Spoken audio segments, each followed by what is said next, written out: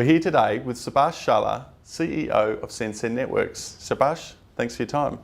Thank you. Thank you for having me. Are you able to share some of the background to the business? Yes, SenSen Networks was spun off from University of Technology, Sydney in 2007. And it was a R&D that happened a few years before that.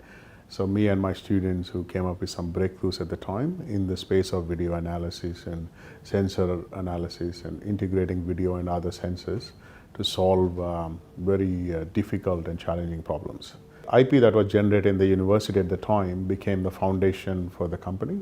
So it was eventually spun off with the IP being transferred from the university to the company and was supported by some seed funds that we could raise at the time. Since then, it was a long, hard struggle to go from a seed fund to a public company.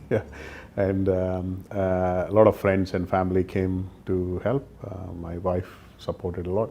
So that kind of kept the company going. And the customers really are the reason why we exist today. So from day one, we always had customer involved with our products and helped build it, helped grow it. Now we are selling globally, but it was thanks to those early customers who were basically delivering us some revenue to complement the bit of funding I could get from the friends. So we kept the company together for as long as it needed to be where we are today. And what does the product suite consist of? So the product suite itself is based on a platform we developed over the last decade or so, where it takes video streams from any source like a CCTV camera or a mobile phone camera or anywhere the video is generated in real time and process that video, combine it with other sensors like a GPS or a LiDAR or any other sensors that is measuring something in the real world, and transform that combined data into business insights that a business can use. So people use it to automate a business process or get insights into a business that they otherwise wouldn't have, things like that. So we are currently providing the solution to two markets. One is city councils, largely we call it smart cities, and casinos. And both of them use both for insights as well as automating a business process. And how does your revenue model work? In cities and smart city applications, we have products where we have automated parking management and parking enforcement. We also automated asset audits and safety operations. So basically whatever humans were doing which is a repeated activity, not as intelligent as it needs to be, which now computers can learn through the AI and automate the process.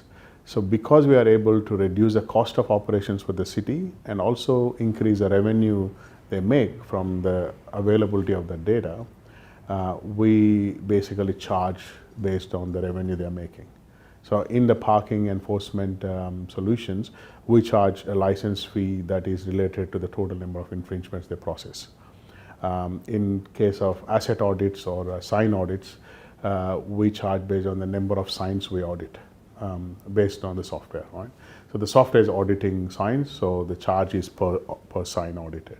So basically we're linking to the value that a customer perceives, not based on whatever software price we come up with. It's truly value-driven pricing, and it makes sense to the customer. It also delivers the highest value we can get for the software.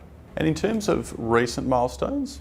Since listing in October, we have been able to add Changi Airport as our customer, both for parking operations and safety operations. We have been able to expand on Calgary City opportunity we already had at the time. We signed a 5-year contract with the city, and we are also expanding on the cities that are already working with us, like Brisbane and other cities that they are already engaged with us. They are giving us repeat orders or extending the orders that they have. And in terms of looking forward, what should investors focus on? We have been working very hard to take the casino gaming space from first customer crown to a product build, but we are now trying to make that product reach the world. So We have been in discussions with lots of casinos in Macau and Vegas and UK and so on, where we do think that in the next 6 months or so we should start seeing some traction. So that will be a big change in the company to add a new vertical in a substantial way.